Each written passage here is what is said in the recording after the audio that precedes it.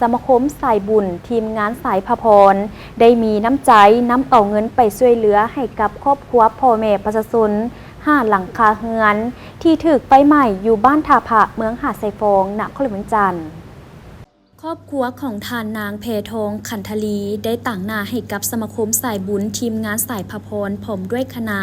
ได้มีน้ำใจและนำเอาเงินไปช่วยเหลือให้กับครอบครัวพ่อแม่ประชาชน5 หลังคาเรือนที่ถูกไฟไหม้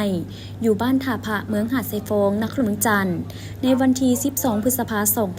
2025ซึ่งเงินที่ได้มอบให้หาครอบครัวที่ถูกไฟไหม้ครั้งนี้แม่นมีจำนวนทั้งหมด10 ล้านกีบถูกครอบครัวละ2 ล้านกีบเพื่อช่วยแบ่งเบาความทุกข์โศกในยามที่จำเป็นโดยมีทานยอดซ้ายลาสบุตรหัวหน้าคณะจัดตั้งเมืองหาดไซฟงและอำนาจการปกครองบ้านท่าพระทั้งคณะได้แสดงความเสียใจต่อกับเหตุการณ์ที่เกิดขึ้นที่ได้สร้างความสูญเสียทางด้านที่พักอาศัยและวัตถุสิ่งของต่างๆของครอบครัวแต่ถึงอย่างใดก็ตามด้วยความเป็นห่วงเป็นใยของภาคธุรกิจและสมาคมสายบุญทีมงานสายพระพร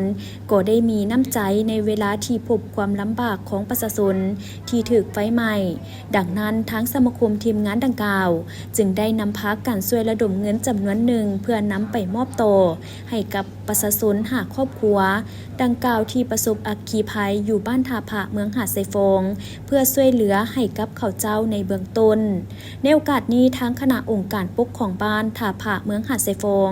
ก็ได้ตั้งหน้าให้กับประชาชนพร้อมทั้งกล่าวแสดงความขอบใจต่อการจัดตั้งทางเมืองและสมาคมสายบุญที่ได้มีน้ำใจและให้ความช่วยเหลือเบิ่งแยงต่อประชาชนบ้านท่าพระ